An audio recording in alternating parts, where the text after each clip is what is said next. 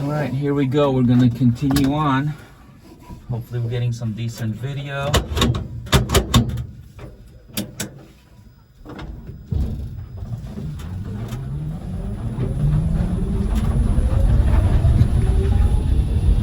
So as far as truck projects or phases, phase one is done, and let me just tell you what I haven't accomplished in phase one.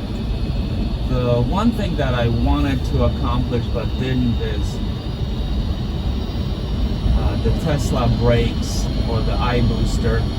I call it Tesla because that's the last one I bought, but I had I think a CRV one, and then I bought another one, maybe a Honda Accord, and I've really struggled with getting the brakes bled, or maybe we bled them correctly, but they just still, the pedal just, and as you pressed it, it would pulsate or wobble, and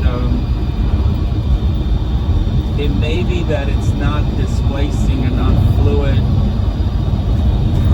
The truck might have a bigger OEM piston, and this truck was drum, and then I converted it to a disc in the front, drums in the back. I believe the iBooster is drum on all four corners. I'm sorry.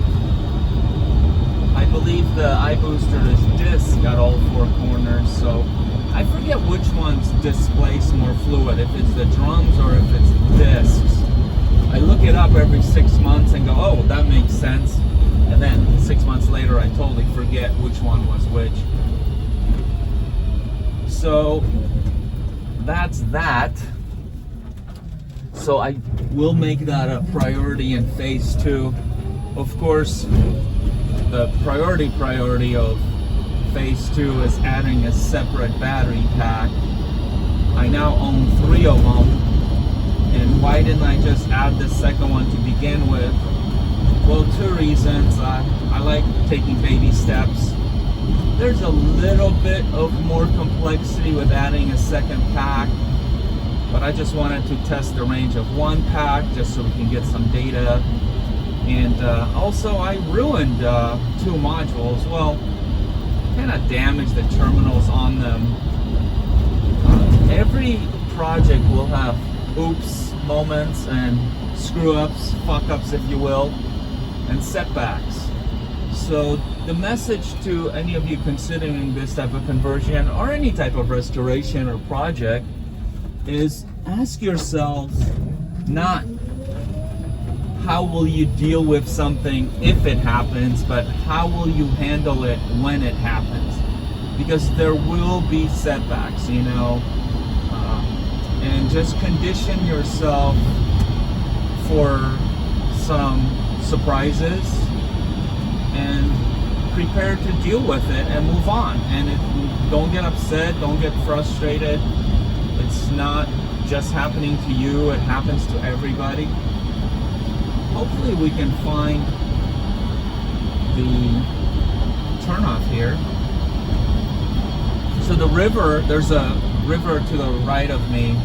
This is the Sacramento River, and it flows into the American River, or I should say, the American River flows into the Sacramento River, one of the two. And so these are some nice houses on the right hand side. Anytime there's, you know, waterfront property involved, it's going to be pricey. I'm not sure if I want to live that close to the water, and especially that side of the levee. I'm driving on top of the levee right now. It seems like that's all I do is just go cruising on top of levees. But this is, I think this is Garden Highway, it's what it's called. And there's a motorcyclist who reviews different types of roads, and I think he rode on this road and reviewed it. It's pretty cool if you like getting bugs in your teeth. Let's see if we can find a turnoff here.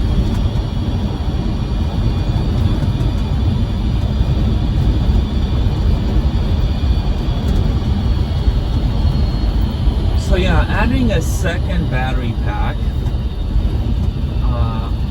missing the eye booster. Is this it? This is crazy. I don't recognize all the changes that have been made here. What else? I will replace the throttle pedal. I've recently learned there's 3 different styles of throttle pedals, or what I like to call 3 different styles or categories. I happen to have a BMW one, which is what I call a pedestal mount or a floor mount. It literally attaches with a bracket to the floor. It's a great working pedal, but not really an ideal fit for these types of trucks. Let's see if we can turn here. This doesn't look like what I wanted. Huh. Nice. Okay, let's not turn here.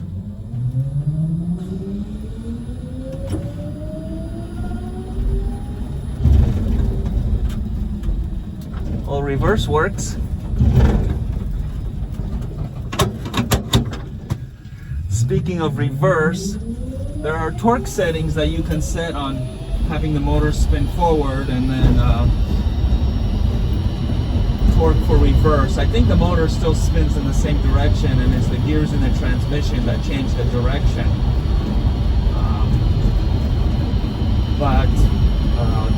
We set like max torque on a forward, which is I think 3,500, and we set it like 2,500 for reverse. I'm sure you can set it to 3,500 forwards and back, I guess, but that's just kind of where I've set it.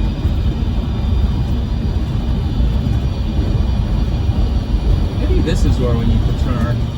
You can see the skyline of downtown Sacramento, the capital of California that not many people know about. It's what we teach in our geography classes in the States, is they make kids memorize capitals of all the states. Like, that's gonna do a lot of good. You forget it as soon as you're done taking that test, because it's just a memorization game.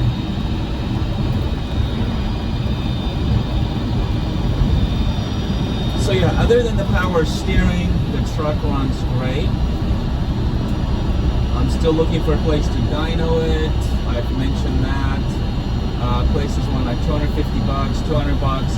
I would pay $150 for 3 pulls. So the first one is kind of like maybe at 60-80%, then the second pull maybe go to like 90, maybe shoot for 100, and then if nothing has fallen off of it, then do a full 100% pull, just to see what MG2 does, how powerful it is. And question for you guys: what gear do you dyno in an automatic? You know, I think for dynos we want to do direct drive. So on some of the stick shifts that I've done, it was in 3rd gear, I think. That's like a 1-to-1 ratio, which is what you want. But what gear do you shove it in an automatic to get that so there are no gear reductions? Let's see where we're at and where are we going to pop out here. Okay, perfect. San Juan Road. That's exactly where I want it to be.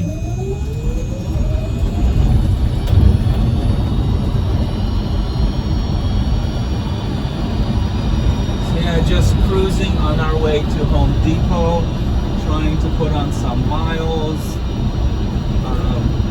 Oh yeah, so I have no BMS in phase 1. That's just not the complexity I wanted to take on. I looked into like Simp BMS, and I've heard of Orion. I wanted to use like Simp, which I guess may stand for Simple BMS, and that was made by Tom Degree, and I think he may have discontinued that product and moved on to a new product, so I'll have to look into what it is.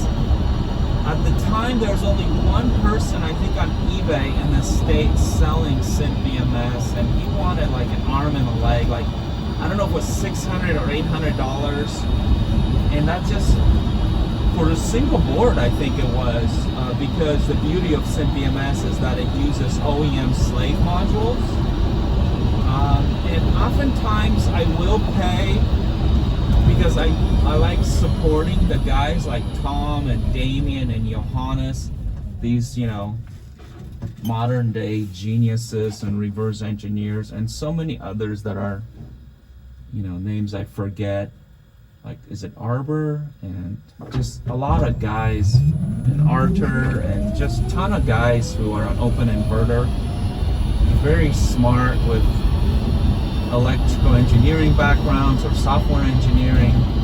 And so I do pay because I want to support their efforts, you know, and I realize that the R&D expenditure, you know, before you mass produce, that's the huge thing, right? And you have to spend so much money that I doubt that even paying $600 for Synth BMS covers all his time and effort, just because it's so time consuming. There's probably hours and hours spent on deciphering logs and CAN bus messages or what have you. So yeah, BMS is coming. I'm gonna look into it seriously in phase 2, especially after I co-join 2 battery packs. That's going to put me at, I think, 18 kilowatt hours, and we've talked about the magic number of 3.5 miles per kilowatt hour. So what's 18 times 3.5? Ooh, this is nice. Welcome to California, everybody, in 2023. I remember when I drove across the country, up and down the northern coast. I'm sorry, what was it? The northwest coast or something like that? Oregon, Washington, California. And a friend of mine and I, and he was an active military, like, we could not camp on the side of the road because it was not allowed, but now you can just camp wherever the hell you want, and I'm sure they're not paying for anything. Anyway, that's a rant about the homeless, or I'm sorry, what are they called these days? Displaced? Home deficient? I don't know.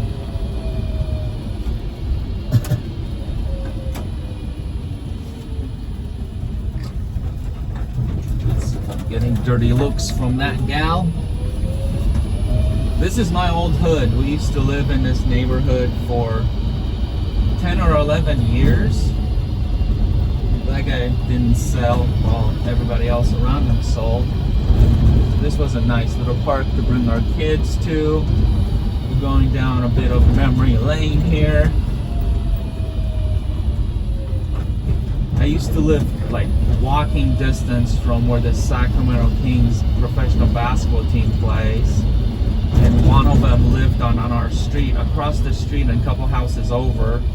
Really nice guy, Mateen Cleaves, a point guard, and he would have parties and we would have all the other Sacramento Kings in his backyard, and my really good friend from high school lived right next door to him. Just literally one fence between them.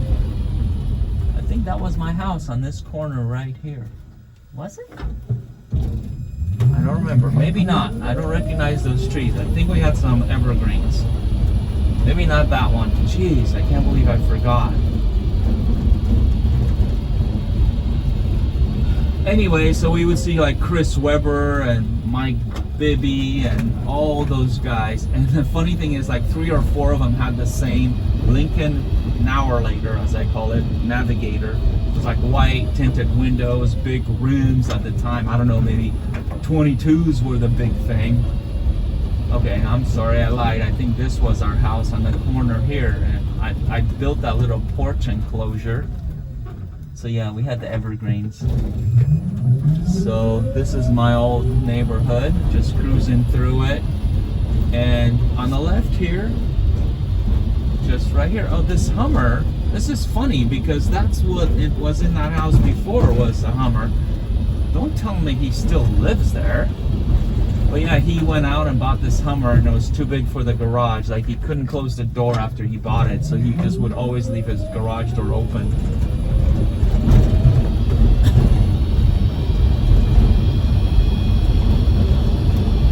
This used to be a really cool neighborhood when we first bought the first 5 years, and then it kind of went south. I guess I'm gonna turn here. Not sure how the video's doing, but I'll just keep on yapping as we head to Home Depot. We have some things to return from a project I did for my mom, which, by the way, I can now charge at my mom's house. I've wired up a 240 outlet in her garage again.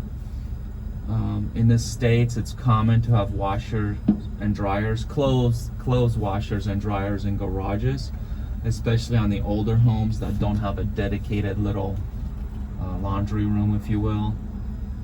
So the cord I bought with the latest charge cord is long enough. It's one place it says it's 24 feet, but if you measure with the whole apparatus to the little box and beyond it, it's like 28 feet. So it reaches where I don't have to pull into her garage. I can leave her little Honda Civic in the garage and just run the cord all the way from the far wall to the front of the garage and still plug in my truck and charge it. And that's where it all began. It was in her garage. Hey, look, I don't know if you guys can see that, but there's more Tent City here. Oh my God, and right here. Wow. I know they're people too, but I have friends who are firefighters, and they said they just don't want to go live in shelters because shelters make them work, and shelters make them stay clean and not do drugs or drink. Let me show you a little trick here, a little gangster trick. So we're at this strip mall shopping center thing, and I just go behind it all, and I don't have to wait in line because this parking lot has Walmart and Home Depot, and if you go in front, it's going to take you 45 minutes to get from one end to the other. So I just go back here because I'm Dora the Explorer. I just drive back here among the semis. I mean, I'm a truck too, so I just drive this way, go all the way around to get to Home Depot.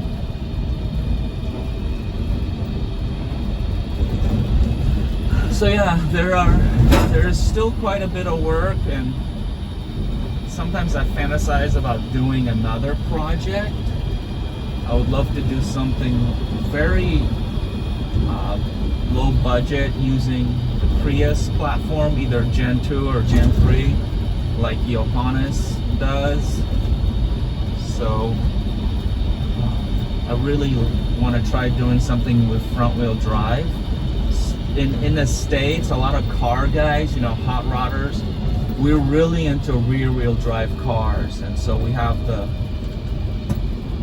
what is it, longitudinal, maybe that's how you say it, transmission rather than like transverse. And we have, you know, sort of CV joints. We run these drive lines. I mean, you guys know, I think some BMWs are rear wheel drive, if not all of them, I don't know. But I know in Europe, front wheel drive cars are very popular, and there's plenty of them here in the States, obviously, but usually guys like rear wheel drive cars, like in hot rodding, especially the older stuff. I forget when they switched over to front wheel drives and they kind of ruined a lot of cars, like the Monte Carlo. That might be one front wheel drive car that I convert. That'd be kind of cool. So here we are at Home Depot. We made it. Hopefully the audio is there. And yeah, this is my daily, guys. It's November. It's getting colder. I got no heat. but I don't care. It's not that bad. Obviously it doesn't snow here. And you can make fun of me all you want. I'll be the first to tell you that I am a wuss and a wimp and I don't like the cold weather. But here we are. So thanks for coming along.